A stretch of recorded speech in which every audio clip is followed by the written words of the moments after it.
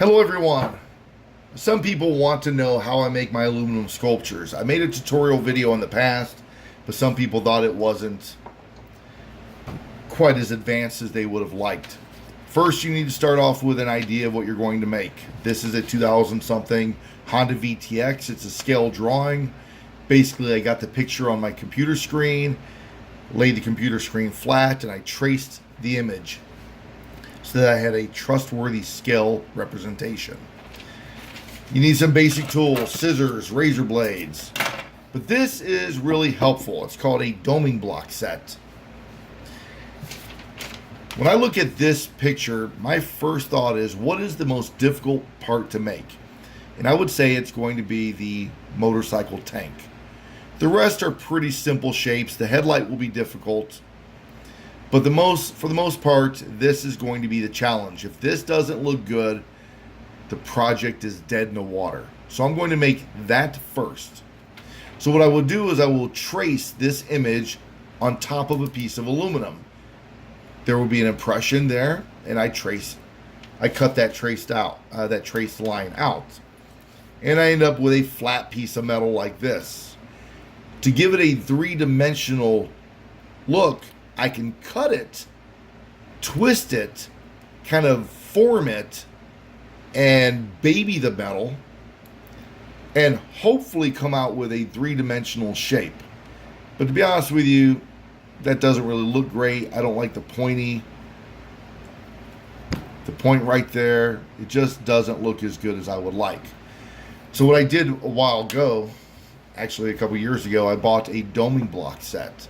Doming block set is nice because you can take a piece of metal, put it in the base, and really what it is just a piece of metal with spheres kind of cut into it, half spheres.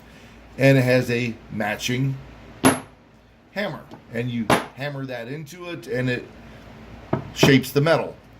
Basically, if you take this and were to hammer into it, you would come up with a shape much like this. And as you can see, it is a dome. Hence, it's a doming block set. Of course, this is rough. You would need to continue hammering, continue shaping, and smoothing out the metal until you get a nice shape. What I've done is I cut out a flat piece like this, and I put it in the doming block set, and I used the different sized doming block and hammers to kind of manipulate the metal to give it a three-dimensional textured look where there has a concave shape, but it doesn't look pointy and junky. Then I made one that was the reverse of it. And when I put it together, you're going to see that we're going to work out and have a pretty nice shape for a motorcycle gas tank. All I have to do is put the top on it, kind of curve it, make sure I cut to the proper shape, and it, for all intents and purposes, should end up looking much like a curved gas tank right there. So that's pretty much what I'm going to talk about with this section of the video. Just buying a $40, $50, $60 doming block set. Mine is pretty simple. They come with a wood base and the different hammers. And if you use it properly, you can kind of make some compound curves, and it really steps up your game quite a bit. In the early days, my motorcycles would have a tank that kind of looked like that, with a big point, and it had a seam, and sometimes I would use Elmer's glue to kind of fill in the seam like Bondo, and it looked okay. But honestly, I think this one looks way nicer than this one.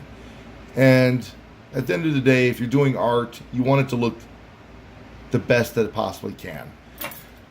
So I'm going to go ahead and try to make the tank, then I'll show you the final end result, and hopefully then you can go forward and understand that simple geometry and understanding shapes is really what's going to drive your project forward. Thanks for watching. God bless.